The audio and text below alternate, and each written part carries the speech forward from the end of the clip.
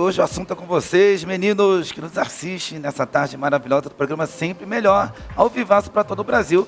Já se encontra aqui do meu lado direito o doutor médico urologista, doutor Tiago, que vai falar todos os assuntos relacionados aos homens. Boa tarde, doutor Tiago. Tudo bem? Tudo bem. É um prazer te receber aqui no programa Sempre Melhor. Boa tarde, Renato. Muito obrigado pelo convite. Eu acho que esse bate-papo aqui vai ser muito interessante e vai trazer muitas informações relevantes para a saúde do homem de uma maneira geral. É isso aí. Perguntar tudo, hein, doutor? Pode perguntar. Vamos lá. Doutor Tiago, o que vem a ser a função do urologista? Bom, a urologia é uma subespecialidade médica, né? Então, para você se formar urologista, você faz os 6 anos de faculdade, depois mais uma formação de cirurgia geral e depois uma residência de urologia. Basicamente, o urologista cuida do sistema geniturinário, né? Tanto em homens quanto em mulheres, né? Até nas mulheres também? Nas mulheres também. Nós cuidamos, por exemplo, de infecções do trato urinário, né? Muitas mulheres sofrem com infecções urinárias de repetição, cálculo renal, né? Provavelmente aqui no estúdio alguém já deve ter tido alguma crise de cólica. Sim. E isso acontece em homem, acontece em mulheres e acontece em crianças. São constantes, né, doutor? E é muito frequente no pronto-socorro. Sim. Né? O urologista é uma especialidade basicamente cirúrgica, né? Então, o sistema geniturinário, a gente cuida da parte dos rins, bexiga, próstata, testículos, pênis. E toda vez que precisa de alguma intervenção cirúrgica, geralmente é o urologista que faz. Já é a função dele. Sim. Muitas vezes se confunde, porque existe uma outra especialidade médica que é o nefrologista, né? Mas o nefrologista, ele cuida da parte clínica, né? Em relação a principalmente problemas renais, insuficiência renal, que precisa fazer hemodiálise, geralmente é o nefrologista que cuida. Agora, as intervenções cirúrgicas geralmente são realizadas pelo urologista. E por que os homens eles têm esse bloqueio, doutor, de procurar um urologista? Principalmente quando eles querem falar algo relacionado a eles mesmos. Sim, isso aí é um tabu, né? Assim, que existe na sociedade, do homem ter receio de procurar o urologista. Mas a gente vem notando, principalmente depois da pandemia, que os homens têm procurado mais a assistência médica. E acho que a pandemia foi ruim, foi um despertar, né? Mas foi um despertar para a população cuidar da saúde, né? Incluindo os homens. E a procura dos homens na pandemia foi muito forte, como você falou, relacionada a que assunto? Durante a pandemia, muitos atendimentos acabaram sendo suspensos, né? Atendimentos, cirurgias, mas surgiu a telemedicina, né? Então a gente começou a fazer atendimentos remotos, né? Sem ter a presença, sem ser a presencial. E muitos homens procuraram para fazer os exames, para solicitação de exames de rotina. Alguns com problemas, inclusive psicológicos, né? E a gente acabou ajudando bastante essa população durante esse tempo de pandemia também.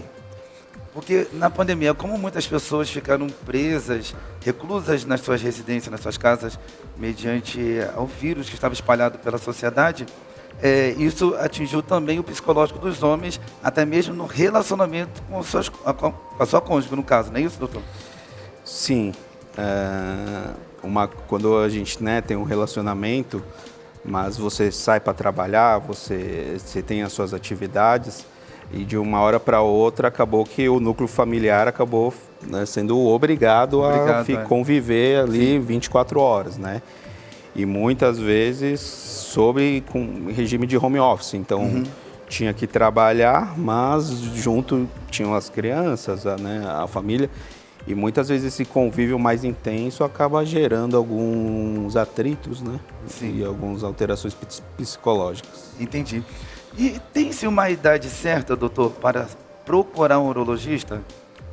A partir dos 20, já a partir dos 30? Qual que seria uma idade específica para procurar um urologista? Bom, Ou desde sempre? Bom, como eu te falei, o urologista, apesar de ser muito relacionado, né, à saúde do homem, nós atendemos crianças, mulheres, adultos e idosos, né? Então, qualquer faixa etária, se tiver algum problema, deve procurar um urologista. Eu vou te dar um exemplo. As crianças, muitas crianças nascem ou têm algum problema de fimose, né? É o urologista geralmente que trata da urologista fimose que trata das dessa crianças. parte da criança no sentido, né? Isso. Homens mais jovens, né?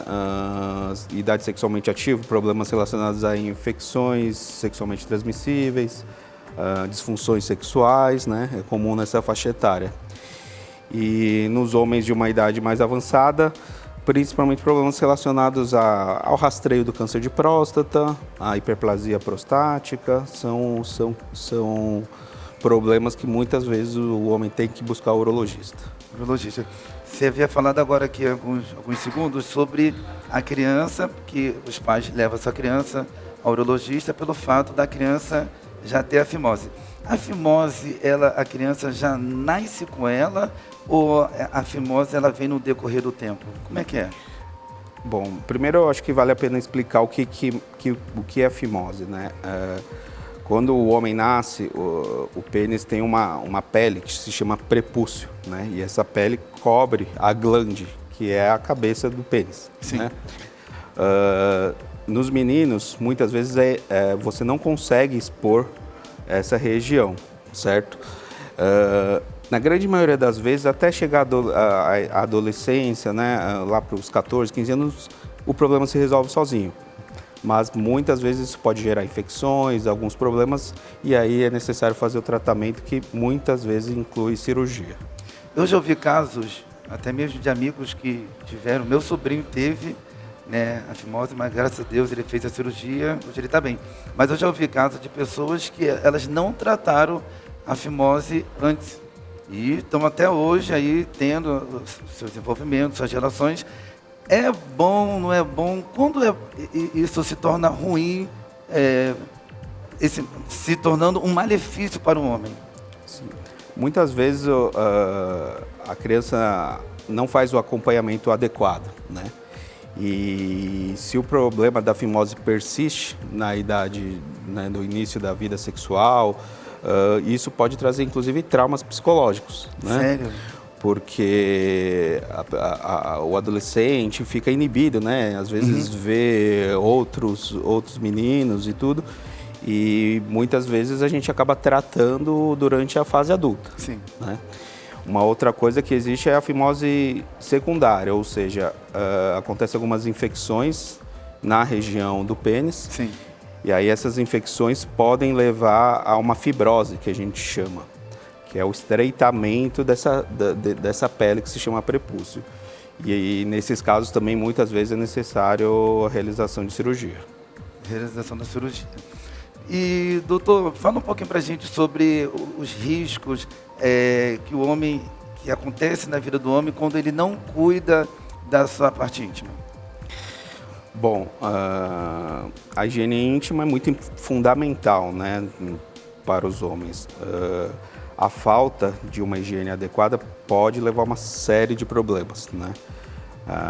Doenças graves? Algumas doenças graves, por exemplo, o câncer de pênis. Né? Câncer. Câncer de pênis é uma doença que está intimamente relacionada à falta de higiene, né? Então, a gente falou agora há pouco da fimose. Muitos homens têm fimose, inclusive na vida adulta. Isso impede que ele faça uma higienização adequada do pênis, né? E essa agressão ao longo do tempo pode causar o câncer de pênis, né?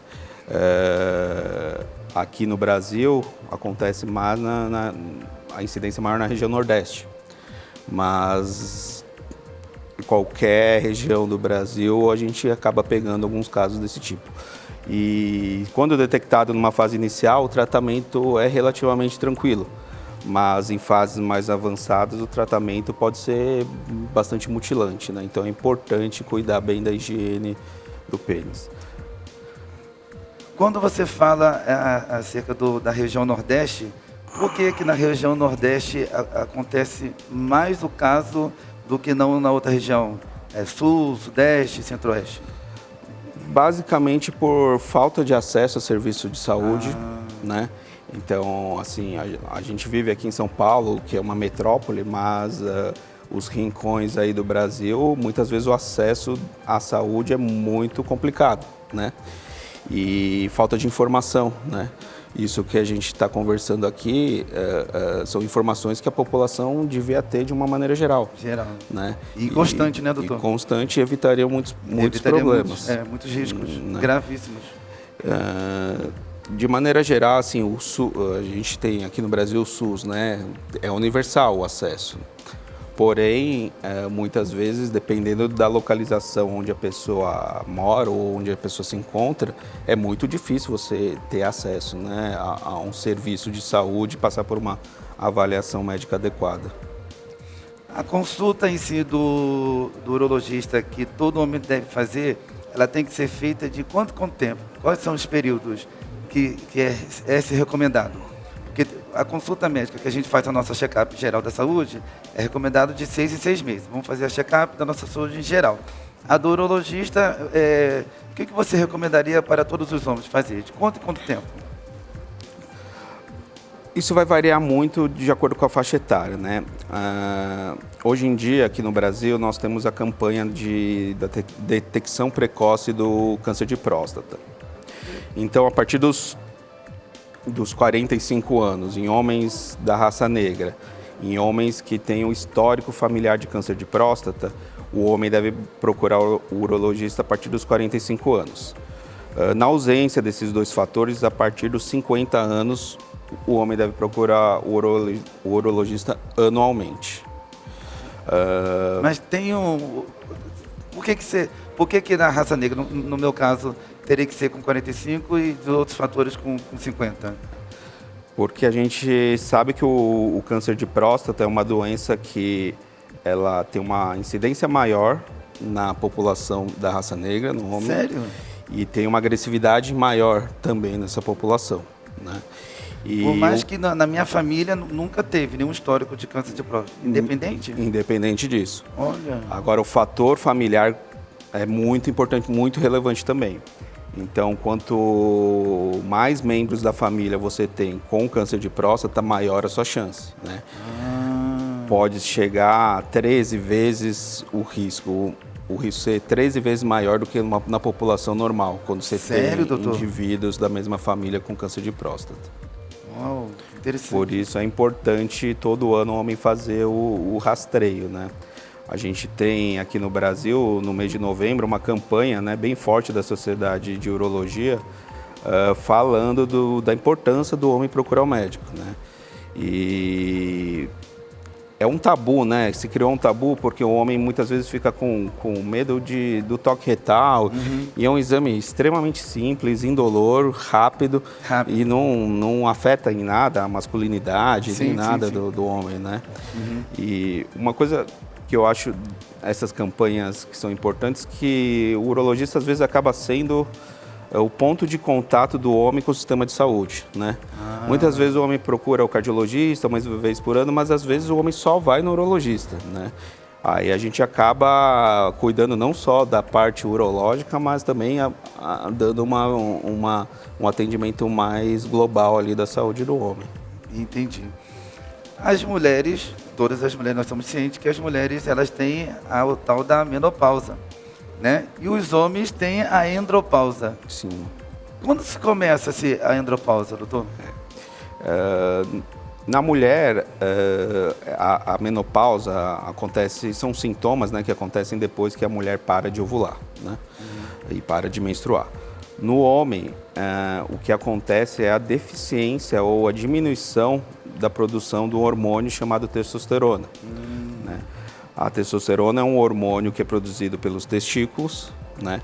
E esse hormônio é responsável por algumas características do homem, né? Vou dar um exemplo aqui: força muscular, libido, ereção. Então, quando essa testosterona começa a diminuir na circulação, o homem começa a ter alguns sintomas. Então, irritabilidade, às vezes faz um exercício, mas não consegue ganhar massa muscular, começa a ter problemas sexuais, né? E muitas vezes, por exemplo, o homem tem falta de disposição, às vezes confunde até com uma depressão. E, na verdade, o que ele tem é uma diminuição da produção de testosterona. Entendi. E existiria algum tipo, por exemplo, o exercício físico, você falou sobre testosterona, o exercício físico, uma boa alimentação, são componentes para que a pessoa venha a ter mais testosterona? Sim.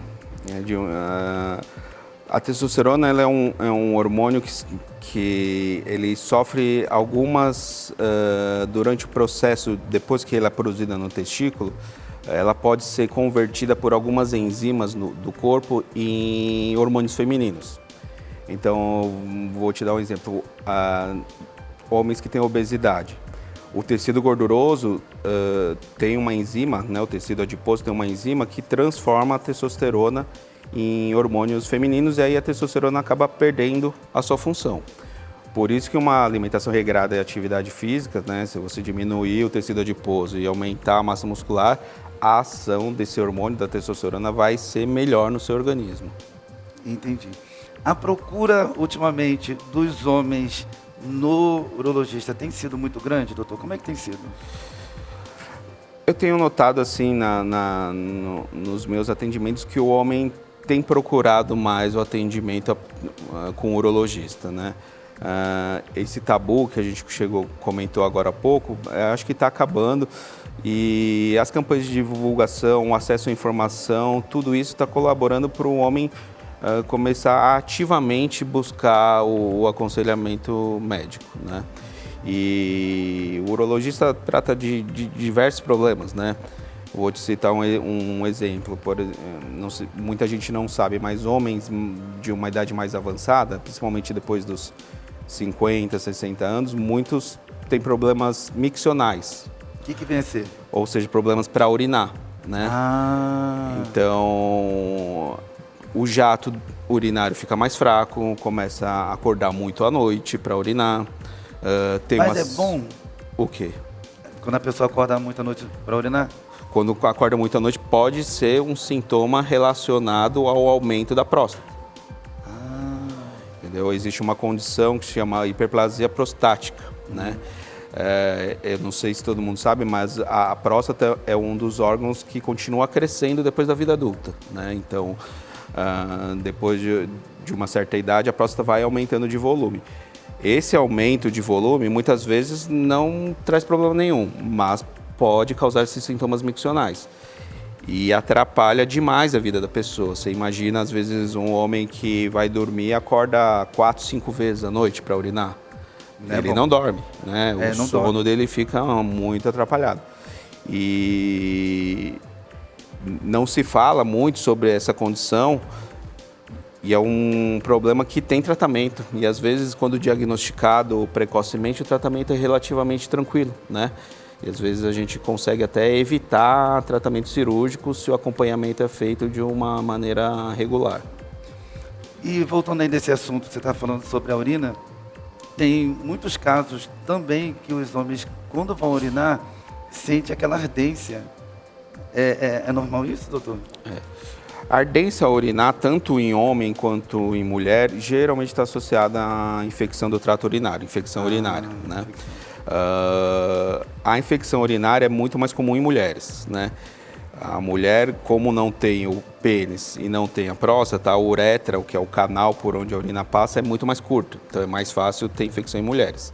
No homem, as infecções urinárias geralmente estão relacionadas a problemas miccionais, ou seja, a pessoa não urina direito, sobra sempre um resíduo de urina ali na bexiga e isso pode levar à infecção.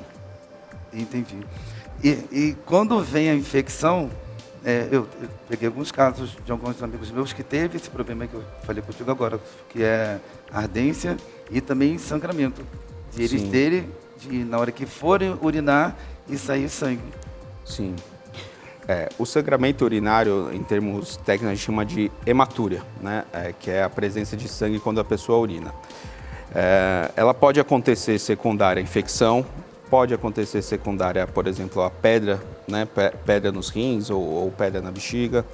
Pode acontecer secundário ao aumento da próstata, mas é sempre um alerta, porque uma das causas de sangramento na urina são doenças neoplásicas, né? Então, o câncer de bexiga, o câncer renal pode causar sangramento na urina. Então, o sangramento na urina deve ser um sinal de alerta para procurar ajuda, porque procurar um precisa urologista, ser né? investigado. E até mesmo, doutor, o exame de sangue, ele pode revelar o problema de próstata? Sim, quando a gente faz, né, esse rastreio do câncer de próstata, muita gente fala assim, prevenção do câncer de próstata. Essas campanhas não é muito bem de prevenção, é detecção precoce do câncer de próstata, né?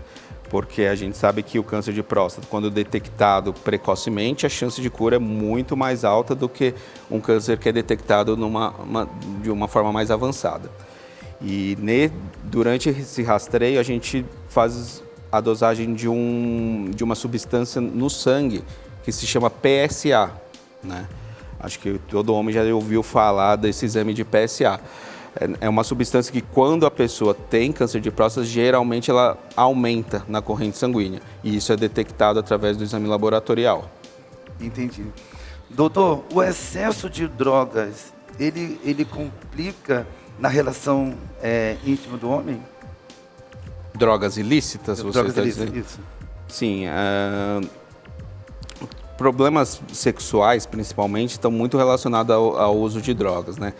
Claro que existem vários tipos de drogas, né? Cada um tem um efeito mais específico, mas afetam significativamente a função sexual masculina. E grande, né? Sim. Por exemplo, o uso de cocaína, né? O uso de drogas assim, mais pesadas afeta bastante a vida sexual do homem. Qual que é a dica que você daria para esse meu amigo que está nos assistindo agora em casa? Com certeza, você estaria convidando a ele para poder procurar um urologista. Mas você daria uma dica-chave para esse amigo poder procurar um urologista? Para o homem, o que eu sempre eu falo até para os meus pacientes, qualquer coisa fora do habitual na região genital, procure um urologista, né? Episódios de dor, né? Às vezes uma dor lombar, uma dor um pouco esquisita, ou às vezes até uma dor mais forte, pode ser sinal de pedra nos rins, por exemplo. Uhum. Deve procurar um urologista. E os homens, a partir dos 40 anos, eu costumo recomendar que vá anualmente para fazer uma avaliação mais adequada, né? E uma avaliação periódica aí com o urologista. Entendi. Doutor Tiago, muito obrigado. O papo foi bem relevante aqui nessa tarde, explicar para todos nós tudo voltado aos homens. Gostaria de pedir que você deixasse o telefone de contato, seu Instagram, fica à vontade. Sim, obrigado, Renato. Acho que essa disseminação aí de informação é muito importante para a população, né? Se a gente continuasse conversando aqui, a gente teria assunto para falar por algumas horas. Eu vou deixar o contato da clínica, né? Então é só procurar na internet urobrasil.com.br e aí vai me achar lá, e aí tem contato, se quiser marcar consulta, quiser procurar, é só digitar lá. Horários e dia de atendimento, como é que é? Olha, a clínica é uma clínica grande, então tem vários urologistas trabalhando junto, nós somos uma equipe, né? E atende de segunda a sábado, né? Então tem bastante horário lá para passar. Entendi. Obrigado, doutor Tiago. Muito obrigado, carinho. Renato. Novembro Azul está chegando, né, doutor? Sim. Pode voltar aí para poder falar conosco sobre vários assuntos muito relevantes voltados aos homens. Tenho certeza que, se receber um convite, pode ter certeza que eu voltarei e a gente conversa novamente. Beleza. Tá bom? Obrigado, doutor.